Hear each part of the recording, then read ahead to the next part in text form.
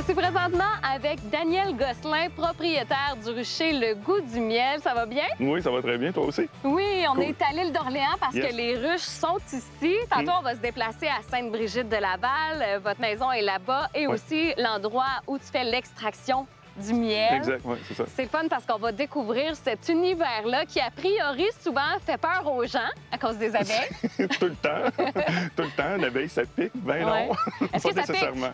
Ben, pas nécessairement. Ben oui, ça peut piquer si ça se sent... si on va jouer dans la ruche, si on fait des manipulations, qu'on coince une abeille dans nos mains, oui, elle peut piquer, mais elle n'attaquera pas l'abeille. Elle n'est pas comme la guêpe qui, elle, va attaquer pour le plaisir.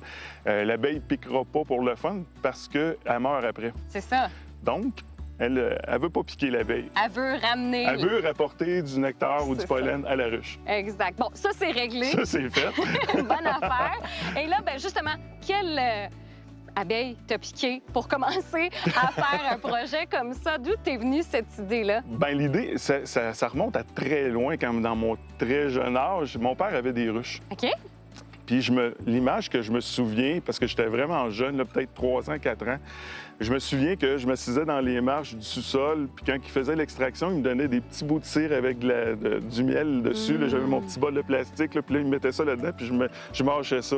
Fait que ça, j'imagine que c'est un peu là que ça a commencé. Puis quand on fait l'extraction aussi, il y a comme toute une odeur, là, ça vient comme un peu envoûtant. Là. Ouais. Fait que là, ben, j'imagine que c'est là, que ça a vraiment commencé, mais ça n'a pas commencé assez pour me dire « Ah, ben là, je veux faire ça, là, puis c'est sûr que je veux faire ça. » Non. C'est venu plus sur le tard, mais j'ai toujours adoré le miel, j'ai toujours mangé du miel beaucoup. Donc, je pense que c'est une idée qui a mûri au fil des années. Ouais. Puis là, ben, je me suis retrouvé à un moment donné à dire, ben là, je veux le faire. Je veux avoir des ruches, je veux récolter du miel. Je trouve ça fascinant, le monde de l'apiculture, je trouve ça très fascinant. Une ruche, là, toute la cohésion qui se passe là-dedans.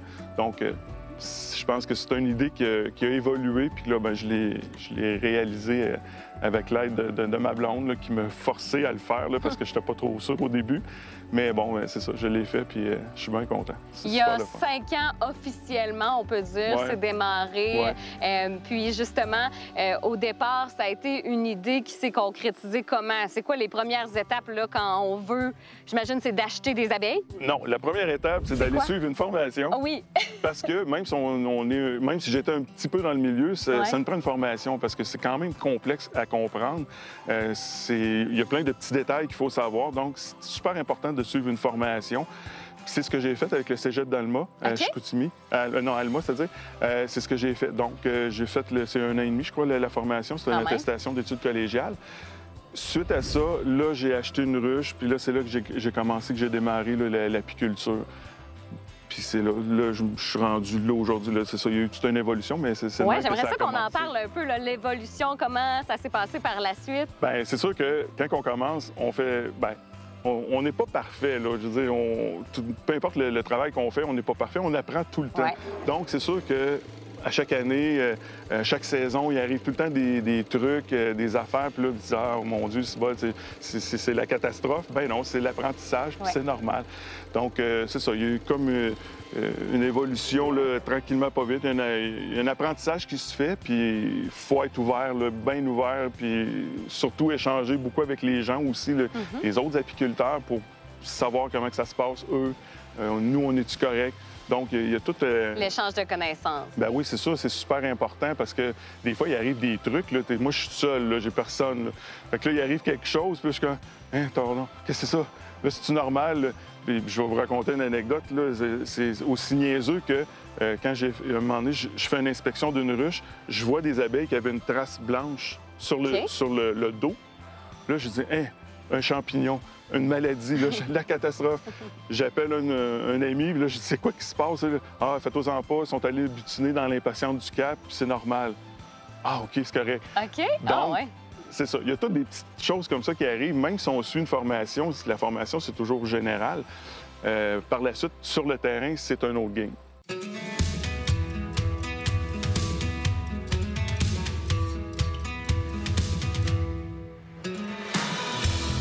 Et des fois, les abeilles ne sont pas toujours bien reçues parce que, bon, certains ont peur. Ça a été le cas à Sainte-Brigitte-de-Laval, plus compliqué. Donc, finalement, tu as décidé de venir installer tes ruches sur l'île d'Orléans. Puis là, j'imagine que tu as été accueilli à bras ouverts par les producteurs. Bien là, c'est sûr, oui. Les producteurs maraîchers, les voisins, tout ça qui sont pas tellement loin, eux autres, c'est sûr que ça fait vraiment leur affaire parce que c'est des pollinisateurs. Ils sont pas indigènes, l'abeille ne vient pas du Québec, là, mais quand même, c'est quand même un bon insecte pollinisateur. Ben donc, oui. ils sont super contents de ça. Puis oui, on est accueillis. Puis c'est super le fun, les échanges. J'ai un voisin pas tellement loin, j'ai eu un échange dernièrement encore avec. C'est le fun parce qu'on est deux passionnés, mais de deux choses différentes, mais on se complète. Ouais. Puis ça, je trouve ça vraiment le fun. Puis les abeilles voyagent beaucoup, donc ils peuvent se promener sur un large territoire. Oui, bien, une abeille peut faire jusqu'à 1 ou 2 kilomètres alentour de sa ruche pour aller chercher la nourriture. C'est sûr qu'elles ne font pas tout le temps ça. Elles vont essayer de chercher un endroit le plus proche possible, le plus payant possible pour eux là, en nectar pollen. Mais oui, ils peuvent aller plus loin. Mais c'est là le but pour moi d'installer mes ruches près de sources là, de florales qui sont intéressantes pour elles.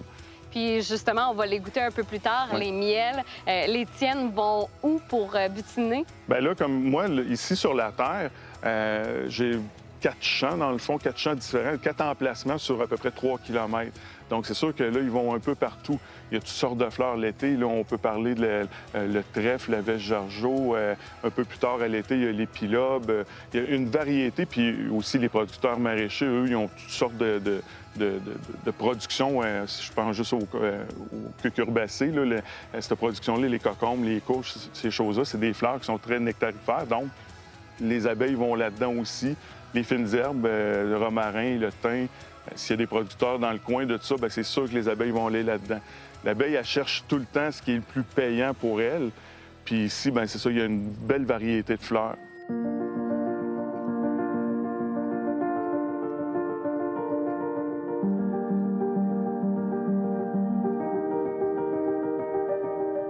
Ça donne des goûts qui sont complètement différents pour les miels aussi. C'est des goûts complètement différents. Puis moi, de la façon que je fonctionne, j'espace mes ruches, ne sont pas toutes au même endroit.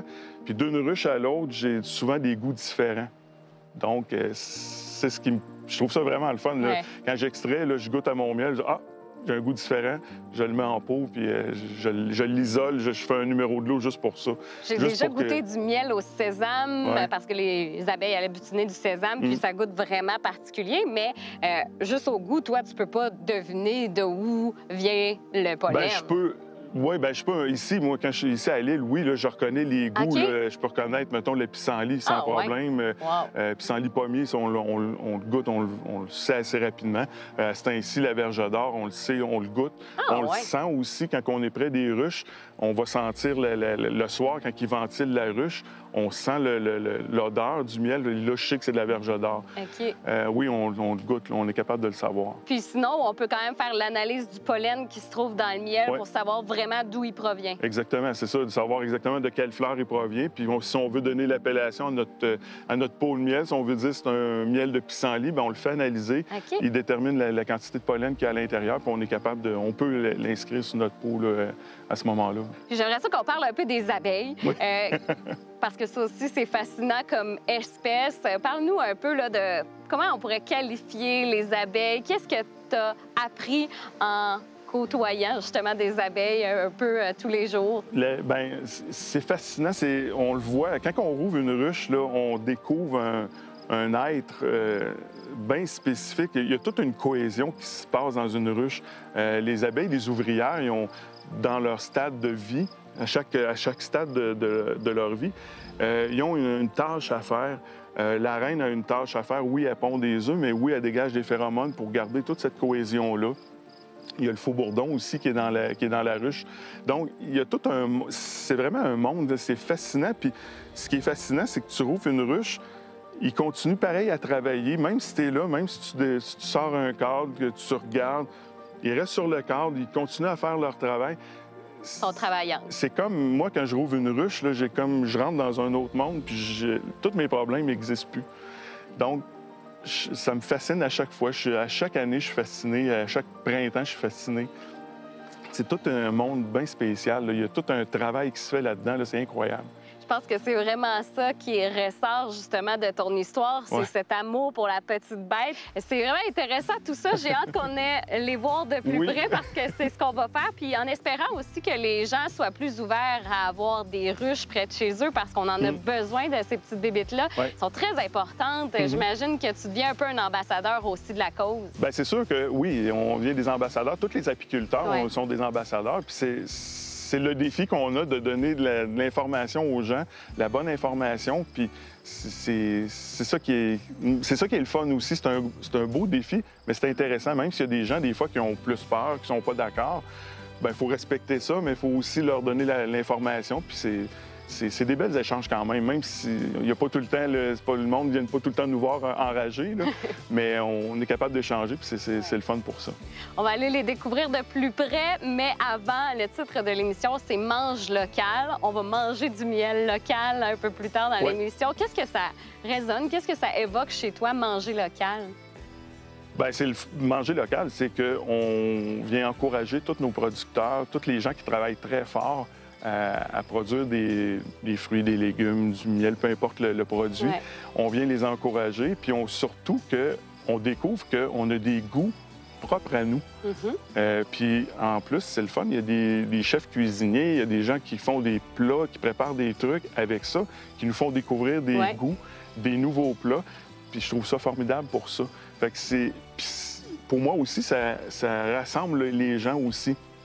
Ici à Lille, quand les gens viennent dans le temps des pommes ou pendant l'été, les fraises, tout ça, on rencontre toutes sortes de personnes, puis ça leur fait découvrir notre coin de pays, notre région, avec nos goûts à nous. Oui, ça fait du dynamisme, mais aussi on découvre des nouveaux produits qu'on ne savait même pas qu'on avait chez nous, comme du miel à Sainte-Brigitte-de-la-Balle. C'est ça, exactement. Donc, on va aller visiter les abeilles. Est-ce que tu es prêt? Yes. On y va. OK. Yes.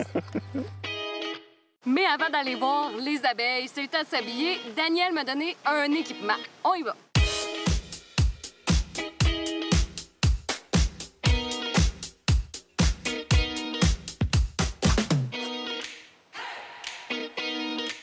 Là, Daniel, je suis prête, bien équipée. Est-ce qu'il me manque quelque chose? Oui, il te manque une paire de gants. Yes. Les voilà. Mais avant d'aller dans les ruches, on prépare l'enfumoir. OK, c'est quoi ça? L'enfumoir, c'est qu'on fait de la fumée, justement, pour prévenir les abeilles qu'on s'en vient. C'est comme quand on rentre dans une maison, on cogne avant de rentrer. Bien, nous, notre façon de rentrer dans une ruche, on enfume la ruche un petit peu. Ça leur donne le signal qu'il y a quelque chose qui se passe là, dans le coin, puis ils ne viendront pas nous achaler avec ça. Moins, en tout cas. Fait qu'on va allumer ça. Parfait. Drette là.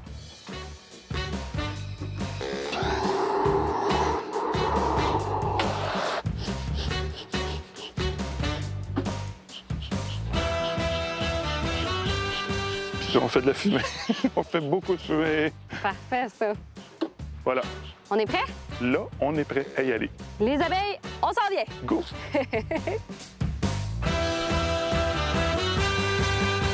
Je vais commencer par te montrer la hausse à miel. Oula! Il y a combien d'abeilles là-dedans? Bien là, dans la ruche ici, là, on pourrait peut-être compter 25-30 000 abeilles à peu près. Wow! Fait que comme je t'expliquais tantôt, la boîte qui est juste ici en dessous, c'est la hausse à couvain. La reine, elle se tient là, puis c'est là qui est le couvain. Puis ici, cette hausse-là, c'est une hausse à miel. Il n'y a que du miel là-dedans. OK. Je te montre un cadre? Bien sûr, on veut voir ça de plus près. Comme je t'expliquais tantôt, les abeilles continuent quand même à travailler, même si on manipule les cadres. Oui, elles sont vraiment travaillantes. Elles sont très travaillantes, elles sont très, très, très concentrées. Là, c'est ça, le truc, c'est de les sortir tranquillement. Puis là, c'est le fun, on a un cadre rempli de miel. Fait que, comme tu peux voir, là, toute cette partie-là, ici, c'est du miel qui a été... les alvéoles qui ont été operculées. Ce que ça veut dire, c'est que l'alvéole est pleine de miel. Les abeilles ont réussi à descendre le taux d'humidité suffisamment correct pour eux. Puis là, ils viennent mettre une couche de cire par-dessus l'alvéole. Ça scelle l'alvéole, puis ils sont prêts, dans le fond. Si on laisserait la hausse là pour l'hiver, bien... pendant l'hiver, il viendrait là, il enlèverait l'alvéole puis il consommerait le miel. Donc, c'est ça que tu mangeais quand tu étais petit, direct de même? Oui, exactement. C'est ça. On peut le goûter là, direct de même si on veut. C'est en dessus. Ça serait le fun. On pourrait y goûter tantôt. Ouais, OK. Mais j'aimerais ça que tu nous expliques un peu là, comment ça fonctionne à l'intérieur de la ruche, parce qu'on sait qu'il y a justement la reine. Oui. C'est vraiment un modèle qui est, comme tu le disais tantôt, vraiment défini. Mhm. C'est impressionnant, c'est comme une ville. Explique-nous un peu là, la hiérarchie Ben, dans la ruche et tout. OK. Qu'est-ce que je vais faire? On va ouvrir. Tu sais, là, on a vu la hausse à miel, mais là, Ouais. on va aller voir dans la hausse à Couvain, voir que tu vas tout comprendre, tout comment que ça se passe. OK. Donc, c'est là que la reine est. Oui, exactement. Ça, on va tasser ça ici.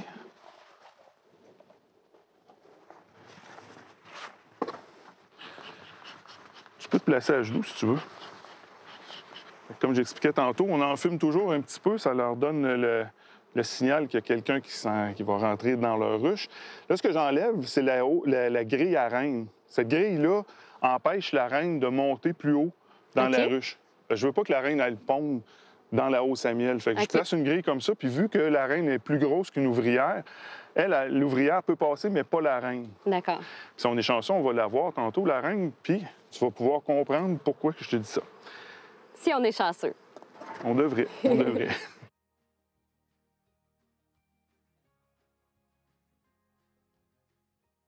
Et voici, Hé, là! on a la reine juste ici. Il y en a beaucoup. Là, c'est sûr qu'elle se promène beaucoup parce que là, elle est à la lumière, Ouais. donc elle n'aime pas vraiment ça, la lumière. Je vais juste rentrer pour pas que la reine elle s'en aille. Oui. Parce qu'il faut qu'elle reste dans la ruche. Il faut qu'elle reste dans la ruche, oui, absolument, parce que sinon, là, ça ne fonctionnera pas. Génial. Bien, un gros merci. Puis là, je pense qu'on va être rendu à aller voir comment tu transformes le Oui. miel pour qu'il se ramasse sur les tablettes. Exact. Alors, on va les laisser un petit peu tranquilles parce que je pense qu'ils ont besoin de retrouver leur nid. Exact, oui.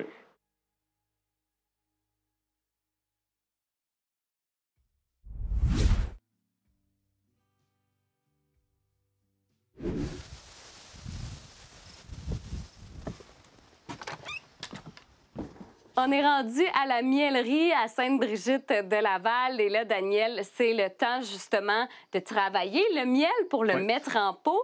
Comment ça se passe? Qu'est-ce qu'on fait rendu ici? OK. Une fois qu'on arrive avec notre hausse à miel dans cet état-là, on la déshumidifie. C'est l'étape avant de désoperculer. Donc, on déshumidifie notre miel, on le vérifie. Et là, on est rendu là, il a été déshumidifié, vérifié tout. Et là, on prend un cadre OK. et on enlève tous les opercules sur le cadre qui recouvre les alvéoles. Puis après ça, on envoie ça dans l'extracteur. OK. Montre-nous comment tu fais ça. OK. Moi, ce que j'utilise, c'est un peigne. Beaucoup d'apiculteurs vont utiliser un couteau chauffant, mais moi, je prends toujours un peigne. Alors, on fait juste enlever comme ça. Ça a l'air l'opercule. facile. Comment tu Tu le veux-tu fais? essayer? On voit qu'il y a beaucoup d'expérience. Je te laisse aller. Puis ça, c'est vraiment le travail des abeilles, la cire aussi. C'est fascinant ce qu'ils peuvent faire, Oui, les c'est ça. abeilles. Parce que moi, quand je mets dans une ruche, souvent, là, ben pas souvent, mais chaque année, on doit faire bâtir des cadres. C'est-à-dire qu'on met un cadre comme ça avec juste une feuille de départ, puis eux autres, ils viennent étirer la feuille juste avec la cire. C'est eux qui produisent leur cire. Donc, ils viennent étirer, ils fabriquent toutes les alvéoles. Et après ça, pour ce cas-ci, ils mettent le miel dedans. OK. Sinon, ben, c'est du couvain, là, la reine va pondre dedans, mais on commence avec le miel, puis ensuite, on descend ça dans le couvain. Puis c'est quoi l'avantage du miel avec la méthode artisanale que toi, tu utilises? Bien, notre miel artisanal, il n'est pas pasteurisé. OK. C'est un miel qui n'a pas été chauffé pour tuer toutes les bactéries qu'il y a dedans pour le rendre uniforme, la même couleur que toutes les autres miels. Donc, lui, ce miel-là, il a juste été chauffé chauffé pour être déshumidifié, puis c'est tout. On l'extrait comme ça, on le met en pot. Il est filtré une fois, il est mis en pot, et on a un miel le plus complet là, qu'on peut avoir. Avec toutes les propriétés, Exact. justement, c'est Ouais. quoi les propriétés du miel? Bien, les propriétés, ils ont de tout ce qu'il peut avoir de bactéries dedans, de bonnes bactéries, qu'est-ce qu'il peut avoir de pollen, de cire, de propolis. Le propolis, c'est un élément que l'abeille va fabriquer pour désinfecter la ruche. On en retrouve dans le miel. Donc, c'est tout ça mis ensemble qui fait que le miel est vraiment meilleur, qui est bon pour la santé, dans le fond. On va te regarder un peu travailler, puis Yes. après ça, on va pouvoir passer à la prochaine étape. Exactement. Parfait. Super.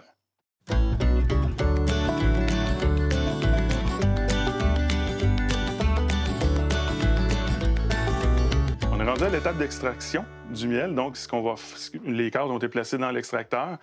L'extracteur on va le partir, il va tourner, il va tout faire sortir le miel.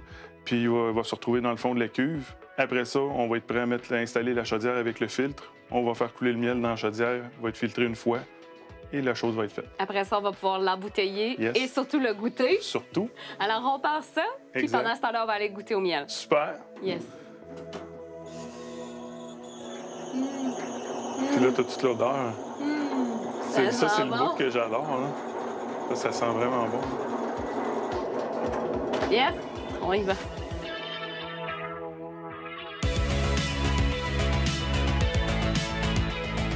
Daniel, on est rendu enfin à mon moment que j'attendais, goûter à tes miels. J'en ai entendu parler, je les ai jamais goûtés. Puis là, ben, c'est le moment tant attendu. C'est là que ça se passe. Ouais, on commence par quoi? Bon, on va commencer avec le miel de printemps, qui est un miel de pissenlit. Par contre, j'ai un pissenlit, puis j'ai un pissenlit pommier. OK. Fait que je vais dire, prends-toi une cuillère, puis je vais te... Ça, OK, donc là, je suis ça c'est supposée... pissenlit. OK. Je suis supposée voir vraiment une différence entre Ben là, les deux? Oui, oui. Ah ouais?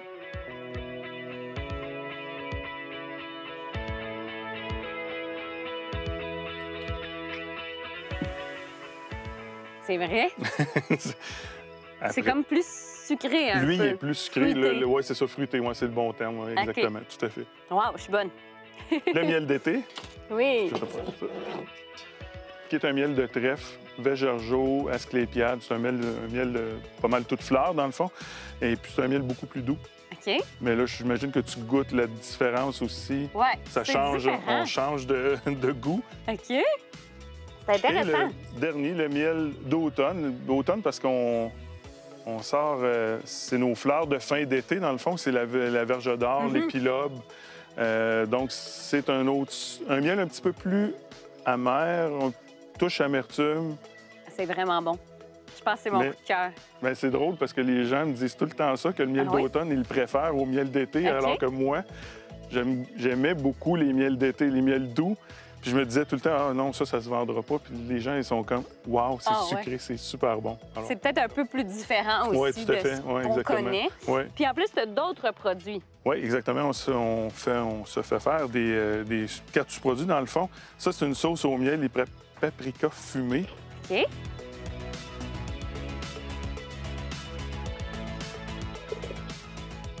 Hum. Ça goûte C'est le vraiment paprika. bon. Ouais.